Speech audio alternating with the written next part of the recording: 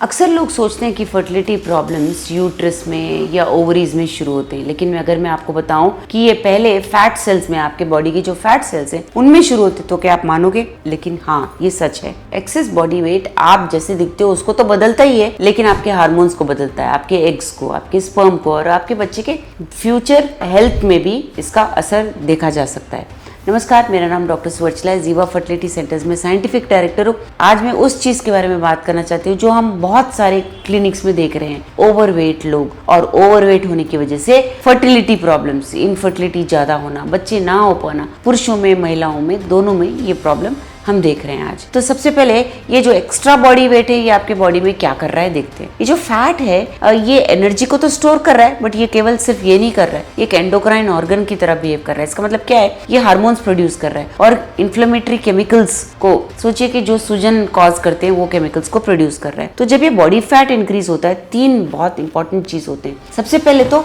Oestrogen levels बहुत ज्यादा बढ़ जाते हैं। दूसरी चीज, इंसुलिन रेसिस्टेंस डेवलप होता है। तीसरी चीज, क्रॉनिक इन्फ्लेमेशन जो रिप्रोडक्टिव सेल्स को डैमेज करता है। क्रॉनिक इन्फ्लेमेशन मतलब लगातार सूजन रहना। सूजन रहने से सेल्स में वो ठीक तरह से काम नहीं कर पाते।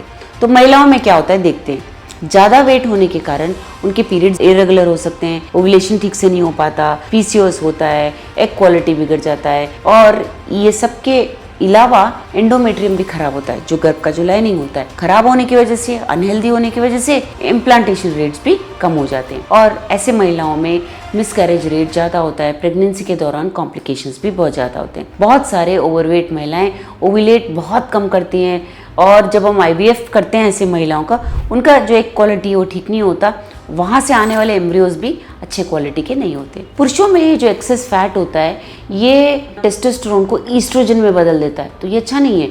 ईस्ट्रोजन एक फीमेल हार्मोन है, मतलब मेल्स में भी होता है, पर ज्यादा लेवल में नहीं होना चाहिए, टेस्टोस्टेरोन ज्यादा होना चाहिए। मगर जो फैट होते हैं उनमें टेस्टोस्टेरोन ईस्ट्रोजन में बदल जाता है। इसकी वजह से टेस्टोस्टेरोन लेवल्स कम हो जाते हैं, स्पर्म काउंट कम हो जाता है, मोटिलिटी खराब हो जाता है, डीएनए डैमेज ज्यादा हो जाता है। इनमें इरेक्टाइल डिसफंक्शन के भी प्रॉब्लम्स होते हैं, यानी कि सेक्स में इंटरेस्ट ना रहना। अभी अक्सर लोगों को ये एहसास नहीं होता कि जो स्पर्म हम ओबीस आदमियों से लेते हैं, स्पेशली आईवीएफ के दौरान, इनमें एपिजेनेटिक चेंजेस होते हैं, यानी जेनेटिक चेंजेस समझिए, और ये रिस्क, ओबेसिटी का रिस्क, वो अपने आने वाले बच्चों को भी ट्रांसफर कर रहे हैं। तो ये अच्छी बात नहीं है। फर्टिलिटी एक बेबी बनाने की बात नहीं है, एक हेल्दी फ्यूचर जनरेशन बनाने की बात है। तो कितना वेट ज्यादा है, कितना वेट कम है, इसके बारे में भी आपको जानना चाहिए। एक बीएमआई अगर 25 से ज्यादा हो तो ओवरवेट है, 30 के ऊपर हो तो ओबेसिटी है। सो क्लिनिक्स में हम अक्सर दो चीजें देखते हैं, और भी कई चीजें देखते हैं इन सब के साथ। सो वेस्ट का सर्कमफ्रेंस देखते हैं, फैट डिस्ट्रीब्यूशन देखते हैं,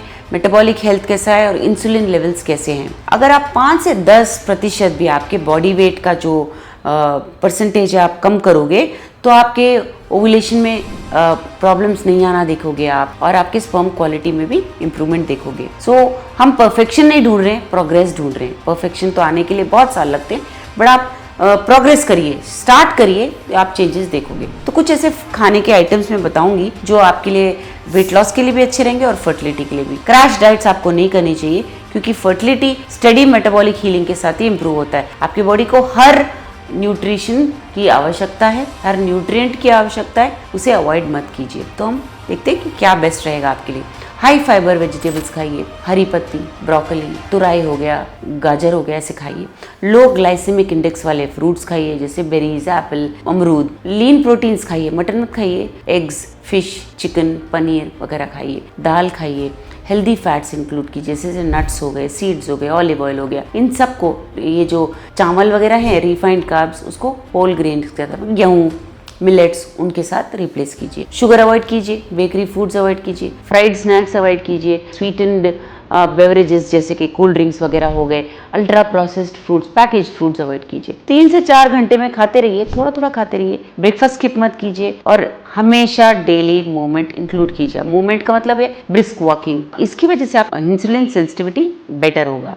अभी याद रखिए, फैट लॉस की वजह से हार्मोन्स इंप्रूव होते हैं, हार्मोन्स की वजह से फर्टिलिटी इंप्रूव होता है। सप्लीमेंट्स भी ले सकते हैं आप इनके साथ। अक्सर ये सप्लीमेंट्स हम लोग देते हैं, बट खाने के साथ रिप्लेस नहीं करने के लिए बोलते हैं, क्योंकि सप्लीमेंट्स खाने के साथ ही अच्छे से काम करते हैं। तो खाना भी खाइए और सप्लीमेंट्स भी लीजिए, इसके साथ एक्सेलरेटेड रिकवरी रहेगा। महिलाओं में inositol, vitamin D, omega 3 vitamin, multivitamin देते हैं, और पुरुषों में जिंक, CoQ10, ओमेगा 3 एंटीऑक्सीडेंट्स लेना बहुत अच्छा होता है। दोनों में जब इंक्लूड करना होता है कुछ vitamin, vitamin D, magnesium, chromium भी देते हैं, जो इंसुलिन रेसिस्टेंस के लिए अच्छा होता है। सो इंसुलिन रेसिस्टेंस के लिए मैंने बताया, लेकिन अपने आप मत लीजिए। सारे सप्लीमेंट्स आपको मेडिकल गाइडेंस में लेने चाहिए। एक्सेस वेट जो है हार्मोन्स को बिगाड़ता है। हार्मोन्स जो है आपके फर्टिलिटी को कंट्रोल करते हैं, लेकिन एक बहुत सुंदर सच तो ये है कि आपके बॉडी को हील करने का मौका आपको देना चाहिए, और वो लेता भी है। अगर आप थोड़ा बहुत भी वेट लॉस करेंगे तो आपका ओव्यूलेशन दोबारा शुरू होगा,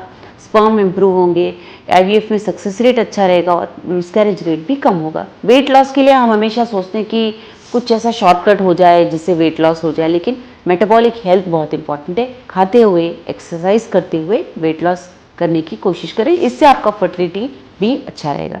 इसके बारे में और जानकारी के लिए अवश्य जीवा फर्टिलिटी सेंटर आएं। Thank you.